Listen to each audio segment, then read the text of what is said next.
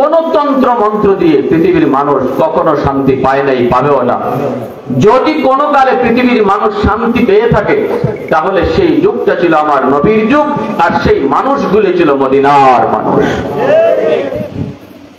সোনালী মানুষ হয়েছে, সোনালী সমাজ হয়েছে শুধুমাত্র আমার নবীর আদর্শ মতো চলার কারণে। আজকে আমাদের মধ্যে অশান্তির মূল কারণ, আমরা মুখে বলি নবীর উম্মত, কিন্তু কাজে কর্মে বুঝাই যায় না নবীর উম্মত। একমাত্র মূল সমস্যা আমাদের অশান্তি, যে আজকে আমরা নবীর আদর্শের ধারে কাছেও নেই। যে নিজের মতে চলে সে উম্মত হতে পারে না, যে বলবে আমার মত মত নয়, নবীর মতে মত, তার নাম উম্মত। নিজের মতে চলার নাম উম্মত নয়, নবীর মতে মত, এর নাম হলো উম্মত। তবেই তোমার ঘরে শান্তি, তোমার ব্যক্তি জীবনে শান্তি, সমাজ জীবনে শান্তি, রাষ্ট্র ব্যবস্থায় শান্তি। নবীজির মহব্বতের সাথে আমাদের ঈমানের সম্পর্ক, আল্লাহ নবীর শান মানের সাথে মুসলমানের ঈমানের সম্পর্ক। আমার নবী শুধু বাংলাদেশের নবী নন, ভারতের শুধু নবী নন, কোন দেশের জন্য খাস নন। আল্লাহ পাকের খুদাই যত এরিয়া নিয়া, আমার আপনার নবীর নবুয়ত তত এরিয়া লইয়া। আল্লাহ পাকের খুদাই হাসরের মাঠে চলবে, আমার আপনার নবীর নবুয়ত হাসরের মাঠে চলবে। জোরে বলেন সুবহানাল্লাহ। কিন্তু আমরা আজকে দুঃখ, কলিজায় বড় ব্যথা, সময়ে সময়ে যুগে যুগে আমরা বিভিন্ন দেশে দেখি আমার নবীর শান মান নিয়ে কটাক্ষ করা হয়। মাত্র গতকাল নিউজ আপনারা পাইলেন কিনা জানি না, ভারতে দুই কুলাঙ্গার আমার নবীর শান মানের উপরে চরমভাবে আঘাত করেছে। মোদী সরকারের একজন এমপি সাপোর্ট করেছে। নবীর শানের উপরে এত বড় কথা, মনে রাখবা, কেউ বলতে পারে ভারত হয়েছে তো আমাদের কি? ভালো করে ইয়াদ রাখো, আমার নবী শুধু ভারতের নবী নন, আমার নবী কায়নাতের নবী। পৃথিবীর কোন এক জায়গায় যদি আমার নবীর শানের উপরে আঘাত হয়, মুসলমান মনে রেখো, তাম পৃথিবীর সমস্ত নবীর উম্মতের কলিজায় আঘাত লাগলে বোঝা যাবে তুমি নবীর উম্মত। আমরা কোন দেশে আঘাত হয়েছে তা জানি না, আমরা শুধু একটাই বুঝি, আমার নবীর উপরে আঘাত হয়েছে, আমার নবীর শান নিয়ে কটাক্ষ হয়েছে। সে যেই হোক, আমার বাপ হোক আর আমার দাদা হোক, আমার নেতা হোক আমার নেত্রী হোক, আমার রক্তেরই যেই হোক না কেন, নবীর বিরুদ্ধে কথা বলবে, কোনদিন নবীর আশিক সেটা বরদাস্ত করবে না। এজন্য আমরা দায়িত্বহীন কণ্ঠে বলি, ভারতের বিজেপি সরকার, মোদী সরকারকে আলটিমেটাম দেওয়া হলো, অতি দ্রুত কুলাঙ্গার গুলিকে দ্রুত তুমি অ্যারেস্ট করো, বিচারের আওতাধীন আনো। আর যদি তাদেরকে বিচারের আওতায় না আনা হয়, মনে রাখবা, শুধু বাংলাদেশের নবীর আশিকরা যদি চায়, বাংলাদেশের নবীর আশিকরা যদি রাজপথে নেমে যায় উলামায়ে কেরামের নেতৃত্বে, তাহলে ভারত পর্যন্ত আমাদের লং মার্চ করতে কেউ ঠেকায় রাখতে পারবে না। উলামায়ে কেরাম আপনাদেরকে রাজপথে ডাক দিতে পারে। মনে রাখবেন, এই ইস্যুটা আলেম উলামার ব্যক্তিগত ইস্যু নয়। উলামায়ে কেরাম যখন রাজপথে নামে, তাদের ব্যক্তি স্বার্থে নামে না। উলামায়ে কেরাম নবীর হাদিস পড়ায়, এর ভিতরে যেই মজার, যেই স্বাদ, মন্ত্রী এমপি হওয়ার ভিতরে এই স্বাদ নাই। সেই হাদিসের মসনদ রেখে তারা যখন রাজপথে নামে, মনে রাখতে হবে গোটা মুসলিম উম্মার ঈমান বাঁচানোর জন্যই তারা রাজপথে নামে। তখন আলেমদের ডাকে প্রত্যেকটা নবীর উম্মতকে, আশিককে রাজপথে হাজির হওয়া, জীবন দিতে হলে জীবন দিব। কারা কারা তৈয়ার? হাত উঠে দেখা। নারে তাকবীর, নারে তাকবীর। ইসলামের শত্রুরা, অভিবাদনের শত্রুরা, নারে তাকবীর। প্যারে হাজিরিন, আমরা আমাদের নিজের উপরে গালি সইতে পারবো, কিন্তু আমার নবীর সামনে কথা বললে সইতে পারবো না। কারণ এর সাথে আমার ঈমানের সম্পর্ক। আমার নবীর বিরুদ্ধে কথা বলবে আর আমি চুপ থাকবো, আর হাসরের মাঠে নবীর সুপারিশ পাবো, অসম্ভব, হতেই পারে না, হতেই পারে না। যদি আমি বলি নবীর উম্মত আর আমি কানে শুনলাম আমার নবীর বিরুদ্ধে কটাক্ষ হয়েছে, অথচ আমি আমার অবস্থান থেকে প্রতিবাদ করলাম না, মনে রাখবেন হাসরের মাঠে নবীও আপনাকে চিনবে না, কারণ এটা ঈমানের সাথে সম্পর্ক। লাকাদ মান্নাল্লাহু আলাল মুমিনিন ইয বা'আসা ফীহিম রাসূলা। আল্লাহ পাক রব্বুল আলামিন বলেন, মুমিনদের জন্য যত প্রকারের নিয়ামত আমি আল্লাহ তাদেরকে দান করেছি, সবগুলি নিয়ামতের উপরে সবচেয়ে বড় নিয়ামত হলো আমি তাদের মাঝে আমার নবী আমার রাসূলকে পাঠাইছি। সুস্থ দুটা হাত আমার আপনার কাছে নিয়ামত, সুস্থ দুটা চোখ আমার আপনার কাছে নিয়ামত, আল্লাহর পক্ষ থেকে নিয়ামত। সুস্থ দেহ আল্লাহর পক্ষ থেকে নিয়ামত, অক্সিজেন নিতেছি আল্লাহর পক্ষ থেকে নিয়ামত। যত প্রকারের নিয়ামত আমি আপনি গণনা করব, হয়তো বা গণনা করে শেষ করতে পারবো না। আল্লাহ বলেন সব নিয়ামতের উপরে সবচেয়ে বড় নিয়ামত হলো আমি আমার নবীকে তোমাদের মাঝে পাঠাইছি। কারণ এই হাত কোন কাজে ব্যবহার করলে জান্নাতি হয় জাহান্নামী হয় তা তুমি জানতে না। পা তুমি কোন পথে চালাইলে জান্নাতি হয় নাকি জাহান্নামী হয় তা তুমি জানতে না। সুস্থতার নিয়ামত তুমি পাইছো, কিন্তু এই সুস্থতার নিয়ামত কেমনে ব্যবহার করলে তোমার দেহ জান্নাতে যাবে তা তুমি জানতে না। জানাইলেন নবী আয়েশা, ঠিক কিনা জোরে বলে, জানাইলেন নবী আয়েশা হাত কোন কাজে ব্যবহার করবা, চোখ তুমি কোন কাজে ব্যবহার করবা, পা তুমি কোন কাজে ব্যবহার করবা, দিমাগ তুমি কোন কাজে ব্যবহার করবা, সুস্থতার নিয়ামত তুমি কেমনে শুকরিয়া আদায় করবা, সব হাতে কলমে দেখাইলেন আমার নবী। এজন্য আল্লাহ বলেন নবী তোমাদের কাছে পাওয়ার সবচেয়ে বড় নিয়ামত, নবী না পাইলে তোমার সব নিয়ামত জাহান্নামের লাকড়ি হইতো। এ আমার বান্দা আল্লাহর গোলাম, আল্লাহ পাক রব্বুল আলামিন পরিষ্কার ভাষায় তিনি জানিয়ে দিলেন আমার নবী তোমাদের কাছে সবচেয়ে বড় নিয়ামত, নিয়ামতের শুকরিয়া আদায় করো, আমি আল্লাহ নিয়ামত বাড়ায় দিব। সুবহানাল্লাহ। ঘরের ভিতরে নবীকে নবীর আদর্শ গ্রহণ করো, সমাজে নবীর আদর্শ গ্রহণ করো, বডির মধ্যে নবীর আদর্শ গ্রহণ করো, চুল কাটতে গেলে নবীকে ফলো করো, দাড়ি রাখতে গেলে নবীকে ফলো করো, সমাজ ব্যবস্থায় নবীকে ফলো করো, বিচার কাজে নবীকে ফলো করো, বিচার ব্যবস্থায় তুমি দুর্নীতি করো না। আমার নবী ইনসাফ কায়েমের জন্য দুনিয়া এসেছেন, জুলুম তুলে দেওয়ার জন্য নবী এসেছেন, ইনসাফ প্রতিষ্ঠা করার জন্য এসেছেন। বিচার ব্যবস্থায় নবীজি অপরাধীকে একটাই পরিচয় দিয়েছেন, অপরাধীর পরিচয় শুধু একটা, চোরের পরিচয় শুধু চোর, ডাকাতের পরিচয় শুধু ডাকাত। কার ভাই কার ছেলে কোন গোষ্ঠীর আমার নবী বলেন এটা বিচারে বসে চেনা যায় না। বিচারক কখনো এই দিকে লক্ষ্য করবে না, কখনো টাকা খাইয়া বিচারক বিচার করে না, না না মুখ চিন্তা কখনো বিচার করবে না। আমার নবী এই আদর্শ বিচার ব্যবস্থায় কায়েম করে গেছেন। এজন্য বলি আল্লাহর বান্দা একটু খেয়াল করে শোনো, সমাজ ব্যবস্থায় চলো, কখনো দুর্বলের উপর একরকম বিচার, সবলের উপর আরেক রকম বিচার, গরিবের জন্য একরকম বিচার, ধনীর জন্য একরকম বিচার। এটা আমার নবীর আদর্শ নয়, ঠিক কিনা জোরে বলে। টাকা খাইয়া বিচার সমাজে আসেনি না নাই? আরো জোরে বলেন আসেনি না নাই? ভাইরা বন্ধুরা, আমার নবী সমাজ ব্যবস্থায় কিভাবে চলবো আদর্শ শেখায় গেছেন।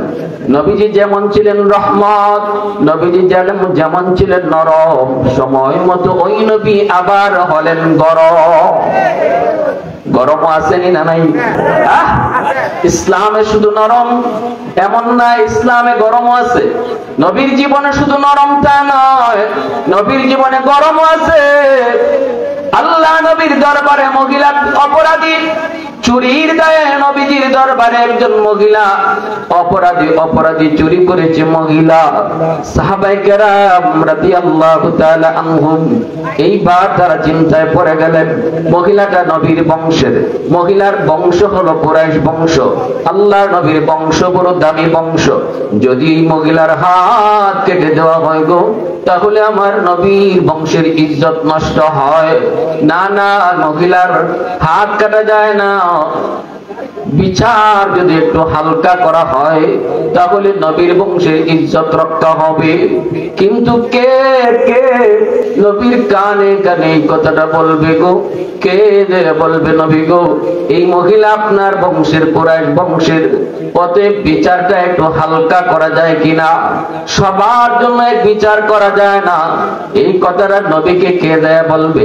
আবু বকর সিদ্দিক, ও বন্ধু তুমি একটু যাও, তুমি তো আমার নবীর বাল্যকালের বন্ধু, তুমি তো নবীর হিজরতের সঙ্গী রে আবু বকর, তুমি যে নবীকে এই কথাটা একটু বলতে পারবানি? সিদ্দিক আকবর হাত জোর করে দাঁড়ায় বলে, সাহাবীরা শুনো, আল্লাহর কসম, একবার দুইবার তিনবার আল্লাহর কসম, এই কথা নিয়ে আমি আবু বকর নবীর সামনে যাওয়ার সাহস নাই। ও ভাই উমর, তুমি পারবানি? উমর কয়, আবু বকর যা পারে না আমি উমরও পারবো না। উসমান তুমি পারবানি? উসমান কয় না। আলী তুমি পারবানি? কয় না। কিন্তু বলাটা প্রয়োজন, কেউ তো রাজি হয় না। কে নবীর কাছে কথাটা পৌঁছাবে? কানে কানে কে যায় বলবে, নবী গো এই মহিলার বংশ আপনার বংশ। সিদ্ধান্ত নেওয়া হলো, একটা ছোট বাচ্চা নিপাও দেখো, ছোট বাচ্চা নিপাও দেখো, এমন একটা বাচ্চা যে বাচ্চাটাকে নবী মায়া করেন, আল্লাহর নবী বড় আদর করেন, ওই বাচ্চাটারে আমরা কথাগুলি শিখায় দিব। এই বাচ্চাটা কানে কানে যায় নবীকে বলে দিবে। আমাদের উদ্দেশ্য হলো নবীর কানে কানে কথাটা পৌঁছায় দেওয়া। এরপরে যদি নবী রাগ করেন, আমরাই আবার যায় মাঝখানে পরে বলবো, নবী গো ছোট মানুষ বুঝে না, মাফ করে দেন। কে সেই ছোট বাবু? কে সেই ছোট্ট বাচ্চা? দেখো নবী যারে ভালোবাসে, নবী যারে চিনে, নবী যারে মায়া করে, খুঁজতে দেখো কই নবীর একটা নাতি আছে। নাতি কোন নাতি? কই ছেলের ঘরের নাতি। কেমন ছেলে? কই পালক পুত্র যায়েদ ইবনে হারিসা। ওই যায়েদ ইবনে হারিসার একটা ছেলে যার নাম হলো উসামা। ছোট্ট বালক নবী মায়া করেন। দাদা নাতির সম্পর্ক বড় মধুর। উসামাকে আমরা কথাটা শিখায় দিব, আর উসামা নবীর কানে কানে বলে দিবি।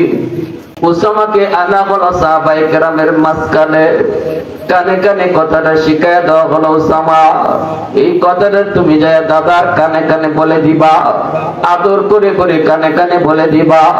বলবা হাত না কেটে যদি আঙ্গুল কেটে দেওয়া হয় তাহলে বিচার হয়, আবার নবীর বংশের ইজ্জত রক্ষা হয়।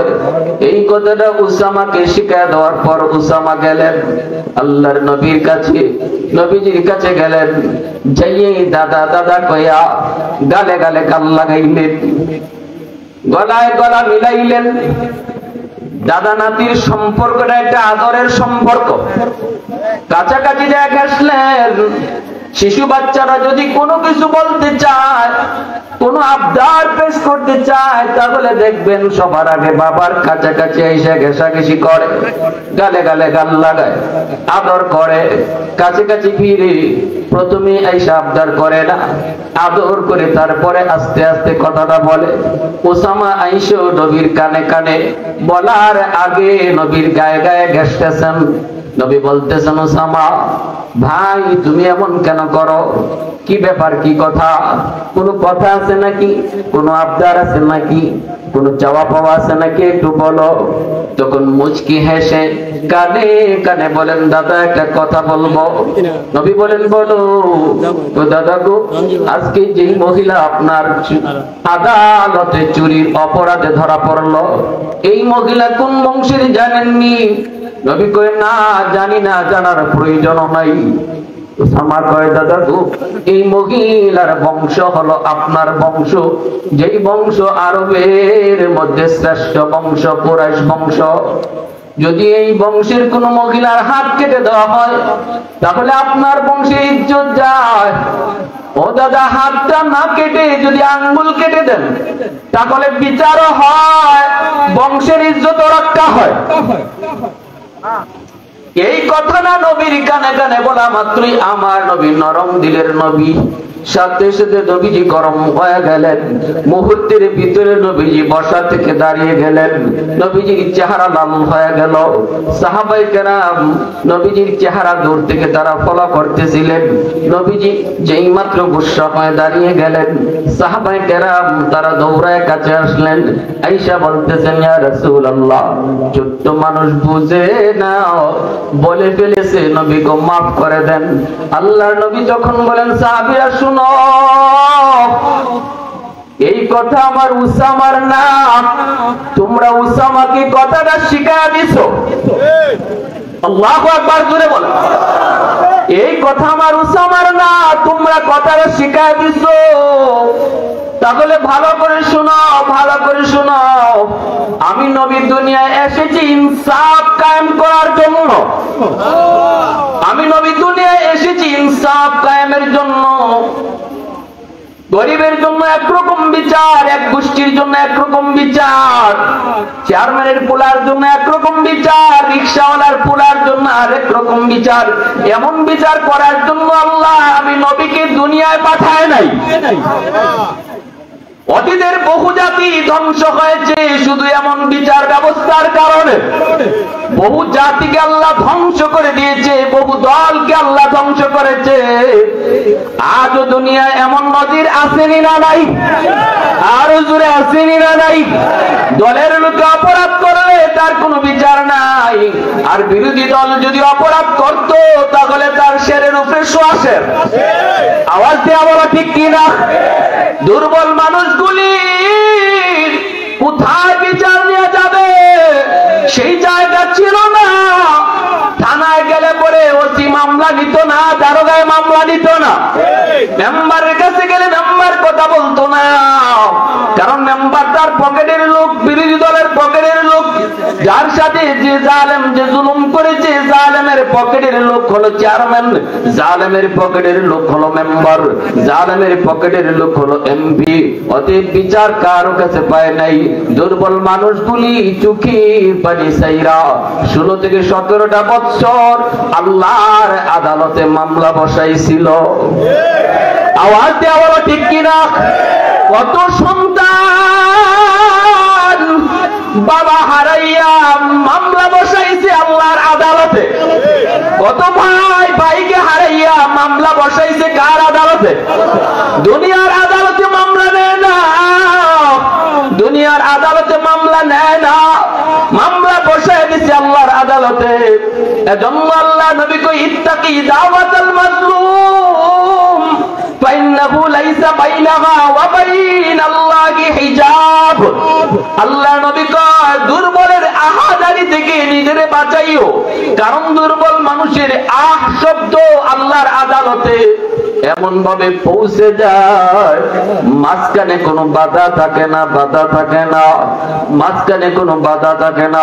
আমার নবী রহমতের নবী, মক্কার মানুষগুলি যখন আমার নবী দয়ার নবীকে এইভাবে মক্কা থেকে তাড়ায় দিল, নবীজি চলে আসলেন মদিনায়। সাহাবায়ে কেরাম সবাই ঘর বাড়ি ছেড়ে তারা মদিনায় চলে আসলেন। মক্কার জালেমগুলি তাদের ঘর বাড়িগুলি দখলেও নিয়ে নিল, তাদেরকে মারলো, বাড়ি থেকে বের করলো, বাড়ি দখলে নিল। তারা চলে আসলেন মদিনায়। মদিনার মানুষগুলি তাদেরকে আশ্রয় দিল, জায়গা দিল, সাহায্য করলো। এজন্য মদিনার মানুষ হয়ে গেল আনসার। ভাইয়েরা বন্ধুরা, ওই মানুষগুলিকে নিয়ে আমার নবী 10,000 সাহাবায়ে কেরাম নিয়ে যখন 10 বছর পর আবার তিনি মক্কায় যাবেন, মক্কা দখলে যাবেন, নবী মক্কায় দখলে যাবেন, মক্কার কাছাকাছি যায় আল্লাহর নবী 10,000 সাহাবায়ে কেরাম নিয়ে নবীজি ওই জায়গায় অবস্থান করেন। সন্ধ্যা হয়ে গেছে, আমরা মক্কায় ঢুকবো না। এখন যদি মক্কায় ঢুকি তাহলে যদি ওরা বাধা দেয় মারামারি হবে, আর এই মারামারিতে অন্ধকারে কে কাকে মারবে কোনো খোঁজ পাওয়া যাবে না। না না, শিশুর উপর হামলা হতে পারে, নারীর গায়েও হামলা হয়ে যেতে পারে। নিরীহ নিরস্ত্র মানুষ যার হাতে অস্ত্র নাই তার উপরও হামলা হয়ে যেতে পারে। ইসলাম এটাকে সাপোর্ট করে না। মানবতার নবী, রহমতের নবী, রহমতের দূত, শান্তির দূত আমার আপনার নবী, ঠিক কিনা? আওয়াজ দিয়ে বল। সাহাবায়ে কেরামের ভিতরে যে স্পিড, ওই স্পিডে তারা মক্কায় ঢুকতে চাইলেন, মক্কায় ঢুকতে চাইলেন, কিন্তু নবী সেই স্পিড তারা থামায় দিলেন। না না, অন্ধকারে আমরা মক্কায় ঢুকবো না, কে কাকে মারবে কোনো ঠিক ঠিকানা থাকবে না, সকাল হলে মক্কায় ঢুকবো। এটা হলো মানবতার নবীর মানবতা, শান্তির দূতের শান্তির কথা, ঠিক কিনা? কিন্তু আমরা দেখি বর্বর ইহুদিরা আজ তারা আমাদের মুসলিম শিশুদেরকেও গাদায় হত্যা করছে, মুসলিম নারীদেরকেও হত্যা করছে, রাতের অন্ধকারে বৃষ্টির মতো বোমা ফালায়া ফালায়া মুসলমানের ঘর বাড়িগুলি ধ্বংস করছে। অথচ মানবতার স্লোগান উঠায় ওরা, মানবতার কথা বলে ওরা, বড় বড় কথা করে ওরা। নিঃসন্দেহে আমরা বলতে পারি মানবতা যদি দেখায় যান পৃথিবীর মানুষকে, সেই মানুষটা হলেন মুসলমানদের নবী, রহমতের নবী, ঠিক কিনা? আর তোমরা বলে জালেম, তোমাদের ভিতরে বিন্দু পরিমাণ মানবতা নাই, তোমাদের ভিতরে বিন্দু পরিমাণ দরদ নাই। যে পরিমাণ শিশু গাজায় শহীদ হয়েছে, গাজায় যেই পরিমাণ শিশু শহীদ হয়েছে, কত বাবার কাঁধে সন্তানের লাশ, কত মা চোখের সামনে সন্তানের লাশ। গাজায় মানুষকে দাফন করার মতো জায়গাও এখন খুঁজে পাওয়া যাচ্ছে না। শিশুর লাশগুলা শকুনে খায়, শিয়ালে খায়, এমন একটা অবস্থা আজকে গাজায়, ফিলিস্তিনে। কিন্তু বিন্দু পরিমাণও ওদের দরদ লাগে না। আওয়াজ দিয়া বলো, ঠিক কিনা? রহমতের নবী, মায়ার নবী পরের দিন মক্কায় তিনি ঢুকলেন, মক্কায় ঢুকলেন, কিন্তু কেউ বাধা দিল না। আল্লাহর নবী ঘোষণা দিলেন, লা তাসরিবা আলাইকুমুল ইয়াউম, আজকের দিন বদলা নেওয়ার দিন নয়। ও মক্কার মানুষেরা, যে যে ঘরে ঘরে আসো, তোমরা যার যার ঘরে অবস্থান করো। আমি নবী ঘোষণা দিলাম, আমি আজ কোনো বদলা নিব না। আমি সবাইকে মাফ করে দিয়েছি। আমাদেরকে মাইরা পিটাইয়া ঘর বাড়ি থেকে যারা বের করে দিছো, তোমাদেরকেও মাফ করে দিয়েছি। একটা নদীর দেখাও ইহুদিরা, একটা নদীর এমন দেখাও খ্রিস্টানেরা, একটা নদীর দেখাও হিন্দুরা, একটা নদীর দেখাও তোমরা বৌদ্ধরা। তোমাদের কোন ধর্মীয় নেতার এমন একটা দৃষ্টান্ত দেখাও। আমার নবী মানবতার যে দৃষ্টান্ত রেখে গেছেন, একটাও দেখাতে পারবে না, ঠিক কিনা? আওয়াজ দিয়া বলেন, একটাও তারা দেখাতে পারবে না। ইয়াসিন সে মৌলা নে কভি উनको पुकारा, यासीन से मौला ने कभी उनको पुकारा, हामीम कभी और कभी तौसीन इशारा, ये रमज़ो के कुछ आशिक़ो माशूक़ के माबैन, समझा के जिन्हें खल्क़ में एक सरवर कौनैन, समझा के जिन्हें खल्क़ में एक सरवर कौनैन। নবীজি বলেন, আমার ভাই ইউসুফ তিনি যেইভাবে ভাইদেরকে ক্ষমা করে দিয়েছিলেন, আজ আমি এইভাবেই মক্কার মানুষদেরকে ক্ষমা করে দিলাম। কিভাবে ইউসুফ আলাইহিস সালাম ক্ষমা করেছিলেন সংক্ষেপে শুধু একটু ঘটনাটা বুঝি, তাহলে আমার নবীর ক্ষমা করার দৃষ্টান্তটাও আমাদের বুঝে আসবে। মনোযোগ কার কার আছে একটু হাত উঠে আল্লাহকে দেখান। আল্লাহ তুমি কবুল করো, জোরে বলি আমিন, আরো জোরে বলি আমিন। ইয়াকুব আলাইহিস সালাম সন্তান হলো 10 জন এক মায়ের, আর 2 জন হলো অন্য মায়ের। 10 জন এক মায়ের গর্ভের সন্তান, আর এক মায়ের গর্ভে হলেন 2 জন। সেই 2 জন হলেন ইউসুফ আলাইহিস সালাম, আরেকজন হলেন ইউসুফ আলাইহিস সালামের ভাই, নাম হলো বিনয়ামিন। এই বিনয়ামিন আর ইউসুফ তারা বলেন এক মায়ের গর্ভের সন্তান। যখন বিনয়ামিন জন্ম নেয়, জন্ম নেওয়ার সময় ইউসুফ আলাইহিস সালামের আম্মা ইন্তেকাল করেন। অনেক মা গর্ভের সময়, প্রসবের সময় অনেক মা প্রসব বেদনা সহ্য করতে না পেরে শহীদ হয়। আসেনি না নাই? কি পরিমাণ কষ্ট, কি পরিমাণ কষ্ট! কত মা তখন মারা যায়, শহীদ হয়। ভাইরা, ইউসুফ আলাইহিস সালামের আম্মা তিনিও বিনয়ামিন জন্ম নেওয়ার সময় তিনি শহীদ হলেন। এখন মা হারা, মা নাই, 2 ভাই বাবার আদরে বড় হইতেছেন। এইদিকে 10 ভাই, তারা দেখতেছে ইউসুফ আলাইহিস সালামের প্রতি বাবার মায়া, বাবার দরদ।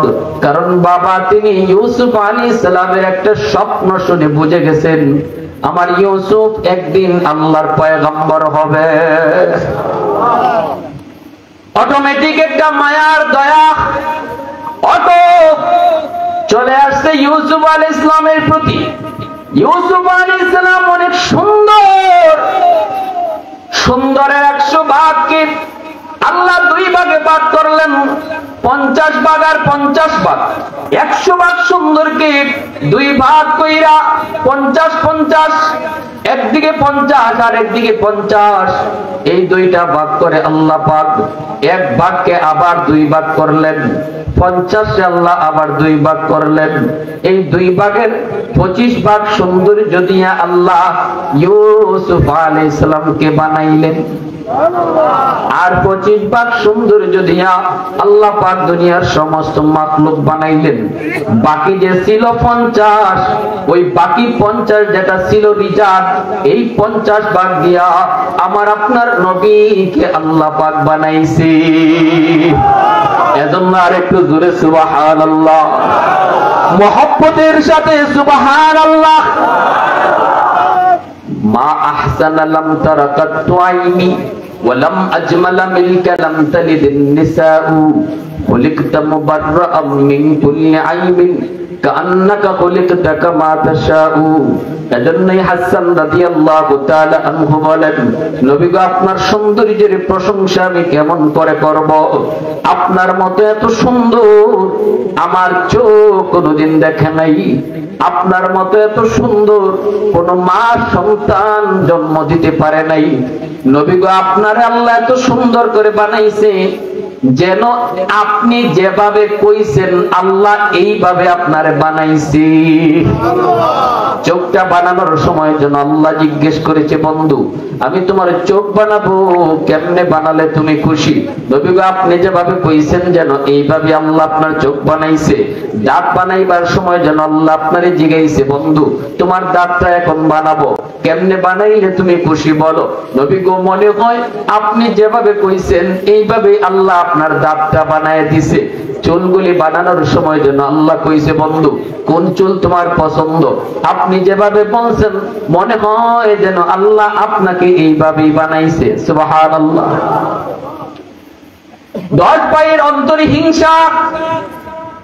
আমাদের আব্বা ইউসুফকে এত মায়া করে, এই ইউসুফকে শেষ করে ফেলবো, খতম করে ফেলবো। মনের ভিতরে হিংসা, এই হিংসা থেকে ওরা হত্যা করার মতো ষড়যন্ত্রে লিপ্ত হলো। কিন্তু কেমনে মারবে, কিভাবে ষড়যন্ত্র করবে, তারা ফন্দি করলো। আমরা ইউসুফকে খেলাধুলা করব বলে তারে আমরা জঙ্গলে নিয়ে যাব, তারপর ওই জায়গায় তারে মেরে ফেলবো। লম্বা করে বলবো না, সংক্ষেপে বলবো। উদ্দেশ্য আমার সামনে এই ভাইগুলাকে ইউসুফ আলাইহিস সালাম কিভাবে ক্ষমা করেছিলেন ওই জায়গায় যাইয়ে আমার ঘটনা শেষ দিয়ে দিব। মনোযোগ আপনাদের কার কার আছে একটু দেখান দেখি, হাত দেয়। আল্লাহ তুমি কবুল করো, আমিন। ইউসুফ আলাইহিস সালামকে 10 ভাই বলতেছে, ইউসুফ তুই যাই আব্বাকে যা বল আব্বাকে যায় বল আমরা তোকে নিয়ে খেলাধুলা করতে যাব। ছোট মানুষ খেলাধুলার প্রতি আগ্রহ আসেনি না নাই? ছোট মানুষ খেলাধুলার প্রতি আগ্রহ বেশি। যে আব্বার কাছে কান্না শুরু করে দিলেন, আব্বা ভাইয়াদের সাথে আমি খেলতে যাব, আমার আপনি অনুমতি দেন। ইয়াকুব আলাইহিস সালাম তিনি ইউসুফকে কোথাও যেতে দেন না, চোখের দূরে যেতে দেন না, কারণ তিনি তো জানতেন, তিনি তো বুঝতেন আমার ইউসুফ ইউসুফ না, যদিও আজকের ছোট ইউসুফ একদিন আল্লাহর পয়গম্বর হবে। কেমনে চোখের আড়াল করি, কেমনে চোখের আড়াল। ভাইয়েরা যখন বললো আব্বা ইউসুফকে আমাদের সাথে দিয়া দেন, আমরা খেলতে যাব। ইয়াকুব আলাইহিস সালাম কয় কেমনে দেই? ইউসুফ যে বায়না ধরছে আব্বা আমি যাব। বাবা এবার দিয়া দিলেন, ঠিক আছে বাবা যাও যাও, তুমি দেরি করো না। তিনি বলতেছেন আমার তো ভয় হয়, আমার ইউসুফকে যদি তোমাদের সাথে দিই তাহলে যদি আমার ইউসুফকে বাঘে খেয়ে ফেলে, যদি আমার ইউসুফকে বাঘে খেয়ে ফেলে। তখন 10 ভাই কয় আব্বা কোন কি, আমরা 10টা ভাই কত তরতাজা দেখছেননি, বাঘ যদি আয় আমাদের ভাই ইউসুফকে খাওয়ার জন্য আমরা কি বসে থাকবো নাকি? এইভাবে বইলা ইউসুফ আলাইহিস সালামকে সাথে নিয়ে গেল। ইয়াকুব আলাইহিস সালাম ভালো করে জানতেন, ভালো করে বুঝতেন আমার ইউসুফ নিতেছে ওরা, আমার ইউসুফ যাইতেছে ওদের সাথে, কিন্তু মনে হয় আমার ইউসুফ আর ফিরে আসবে না, মনে হয় আমার ইউসুফকে আর পাবো না, আর পাবো না। কারণ তাফসীরের কিতাবে লিখছেন ইনি ওর স্বপ্নে দেখছেন এমন একটা ভয়ঙ্কর স্বপ্ন, লম্বা কথা ওইদিকে যাব না। তারা নিয়ে গেল ইউসুফ আলাইহিস সালামকে নিজের তাদের কাঁধে উঠাইলো, মায়া কইরা আদর দেখাইয়া, শুধুমাত্র বাবাকে দেখানোর জন্য, বাবাকে দেখানোর জন্য, বুঝতে পারার জন্য তারা কাঁধে উঠায় নিয়ে যাইতেছে।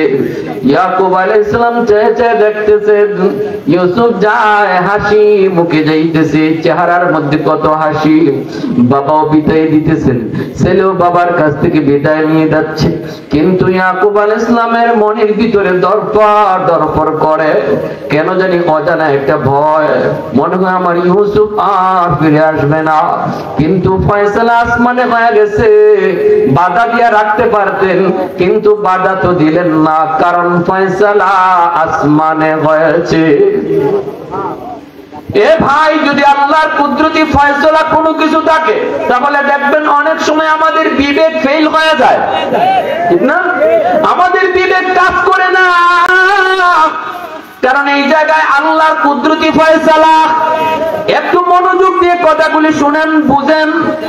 ইউসুফ আলাইহিস সালামকে 10 ভাই নিয়ে গেল, চোখের আড়াল, যেই মাত্র তারা দেখতেছে বাবাকে আর দেখা যায় না, যেই মাত্র তারা দেখলো বাবার চোখের আড়াল, সাথে সাথে কাঁধের মধ্যে থাকা ইউসুফকে ওরা মাটিতে ঠেকান দিয়ে ফেলে দিল, কাঁধ থেকে মাটিতে ফেলে দিল। ফালানো মাত্রই আরেক ভাই যে লাথি মারলো, আরেকজনে যে খুশি মারলো, আরেকজনে লাথি মাইরা আরেক ভাইয়ের পায়ে বলের মতো দিয়ে দিল। এইভাবে 10টা ভাই যখন একজন আরেকজন করে করে মারে আর কিল ঘুষি দেয় আর লাথি দেয়, ইউসুফ আলাইহিস সালাম পূর্ণিমার চাঁদের মতো সুন্দর তার চেহারা, এত সুন্দর কাঁদেন আর বলেন ভাইয়া আমি কি দোষ করলাম, আমি তো তোমাদের সাথে কোনো অন্যায় করি নাই, আমি তো তোমাদের কোনোদিন অবাধ্য হই নাই, কোনোদিন তো কোনো কষ্ট দেই নাই, কেন তোমরা আমাকে মারতেছ, কেন তোমরা আমারে আঘাত করো? তখন 10 ভাই একজন আরেকজনের দিকে তাকায়, মুস্কি হাসে আর অট্ট হাসি দেয়, কই তোর আব্বারে ডাক, আব্বারে ডাক।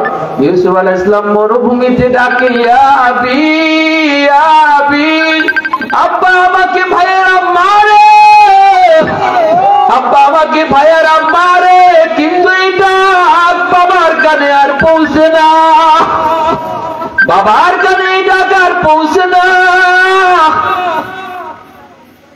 মেরে মেরে রক্তাক্ত করে ফেলল। এক ভাইয়ে কয় ছুরি দিয়ে আঘাত করে মেরে ফেল, আরেকজনে কয় গলা টিপ দিয়ে মেরে ফেল, আরেকজনে কয় এইভাবে মেরে ফেল। বড় ভাইটা তখন বলতেছে তোরা হত্যা করিস না, হত্যা করিস না, কারণ হত্যা করা আমাদের উদ্দেশ্য না। আমাদের উদ্দেশ্য হলো বাবার চোখের আড়াল করে দেওয়া, বাবার চোখের আড়াল করে দেওয়া। চলো আমরা একটা কুয়ার মধ্যে ফেলায় দিই, ওই কুয়ার পাশ দিয়ে যদি কোনো ব্যবসায়িক দল যায় ওরা হয়তো ইউসুফকে নিয়ে অন্য কোথাও চলে যাবে, আমাদের উদ্দেশ্য হাসিল হবে। তারা নিয়ে এই কুয়ার কাছে মুখে যে হাজির হলো, সিদ্ধান্ত হলো কুয়ায় ফেলায় দিবে। কুয়ার মুখের কাছে যায় যখন কাপড় গুলি খুলতেছে, ইউসুফ আলাইহিস সালামের কাপড় গুলি খুলে ফেলতেছে। আল্লাহ পাক জিবরাইল আমিনকে কই, জিবরাইল তাড়াতাড়ি করে জান্নাতি কাপড় নিয়ে আমার ইউসুফের কাছে হাজির হও। ওই যে দেখো জালেম 10টা ভাই আমার ইউসুফের কাপড় খুলে ফেলছে, জান্নাতি কাপড় নিয়ে হাজির হয়ে যাও। কুয়ার ভিতরে ফালায়া দিবে। ওই কুয়ার ভিতরে কত সাপ, কত বিচ্ছু, ওই সাপ বিচ্ছুর মুখে যেন আমার ইউসুফ যায় না পড়ে। রে জিবরাইল তুমি জান্নাতি একটা পাথর নিয়ে যাও, কুয়ার নিচে যায় তুমি ওই পাথরটা নিয়ে বসা থাকো। আমার ইউসুফ যখন উপর থেকে পড়বে তুমি জিবরাইল কুলের মধ্যে নিয়ে নিও, একটু পানিও যেন না লাগে, একটু আঘাতও যেন না পায়। তারপরে কুয়ার মধ্যে বসে এই পাথরের উপরে বসাইয়া আমি আল্লাহ দেওয়া জান্নাতি পোশাক তুমি ইউসুফকে পরায় দিও। একটু জোরে পড় না সুবহানাল্লাহ, আর একটু জোরে সুবহানাল্লাহ। ভাইয়েরা ফাটায় দিল, ভাইয়েরা দূরে সরায় দিল। একটু খেয়াল কইরেন, মক্কার মানুষগুলো আমার নবীর ভাই বেরাদর, ঠিক কিনা? এই মক্কার মানুষগুলো আমার নবীকে মক্কা থেকে এভাবেই বের করেছিল। নবীজি মক্কা থেকে তাকায়া তাকায়া বলেছিলেন হিজরতের রাত, এ আমার মক্কা নগরী, তোমার ভিতরে তোমার মাঝে আমার আল্লাহর খানায় কাবা, আমার আল্লাহর ঘর, তোমাকে ছেড়ে যেতে আমার মন চায় না। শিশুকাল থেকে বড় হয়েছি তোমার মাঝে, তোমাকে ছেড়ে যেতে আমার মন চায় না। কিন্তু আমার আপন মানুষগুলি যদি আমার সাথে ষড়যন্ত্র না করত, আমি কখনো তুমি মক্কাকে ছেড়ে যেতাম না। নবীজি চোখের পানি ফেলে ফেলে কাঁদেন। আল্লাহ পাক জিবরাইল পাঠায়া নবীকে সান্ত্বনা দেয়, নবী গো কাঁদেন না, কাঁদেন না। যেই জন্মভূমির দিকে তাকায় তাকায় আপনি কাঁদতেছেন, আমি আল্লাহ ওয়াদা দিলাম, আমি আল্লাহ ওয়াদা দিলাম অল্প দিনের ভিতরে এই জন্মভূমিতে আপনাকে রাজা বাদশাহ বানাইয়া আমি আল্লাহ পাঠাবো।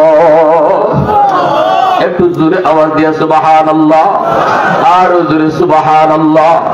আহাদুল লাইসা কামিসলিহি সামাদুল লাইসা কাফাতিহি লিমানিল মুলকু তুগুই তু সাজাওয়ার খুদাই, তু খুদা বন্দায়ামি নি, তু খুদা বন্দায়া সারি, তু খুদা বন্দ জমিনি, তু খুদা বন্দ সামাই, তু রহিমি তু করিমি তু সামিঈ তু বসিরি, তু মুইজ্জি তু মুদিল্লি তু মালিকুল আরশি বজাই। বড়ি আজ চুচেরা ই বড়ি আজ সুরত রঙ্গি, বড়ি আজ ইজ্জনিয়াজি, বড়ি আজ বিমু উমিদি, বড়ি আজ খুরদন অখুফতন, বড়ি আজ তহমতে মরদন, বড়ি আজ বিমু উমিদি, বড়ি আজ রঞ্জবালাই। আল্লাহু আকবার। ভাইয়েরা বন্ধুরা, ব্যবসায়িক কাফেলা যাইতেছে, বালতি ফালাইছে। আল্লাহ কই জিবরাইল বালতির মধ্যে আমার ইউসুফকে উঠায় দাও। ব্যবসায়িক কাফেলা পানি মনে কইরা উঠায় দেখে এত সুন্দর বালক, এত সুন্দর চেহারা। সাথে সাথে 10 ভাই এসে হাজির, কইরা আমরার গোলাম, নিতে পারবা না, যদি নিতে হয় টাকা লাগবে। কিছু টাকা দিয়ে ইউসুফ আলাইহিস সালামকে ওরা বিক্রি করে দিল। আর বলতেছে তোমরা কই যাবা? কই মিশর। কয় তাহলে ভালো হইছে, মিশর লয়ে যাও। কিছু টাকা দাও, টাকা দিয়া এই টাকা দিয়া ব্যবসায়িকরা তারা ইউসুফ আলাইহিস সালামকে কিনে নিয়ে চলে যাইতেছে। ইউসুফ আলাইহিস সালাম চোখের পানি জড়া একটা বুঝার কই, ভাইয়া এই জন্মভূমিতে আমি বড় হয়েছি, এই মাটির সাথে আমার সম্পর্ক, এই মাটিকে আমি বড় ভালোবাসি, এই মাটির সাথে আমি কোনোদিন বেঈমানি করি নাই, বিশ্বাসঘাতকতা করি নাই, কেন তোমরা আমার জন্মভূমি থেকে আমাকে এইভাবে চিরতরে বিদায় করে দিচ্ছ? আমার আব্বার কি হালত জানি না, বাবার কাছে আমার সালামটা অন্তত পৌঁছায়ও।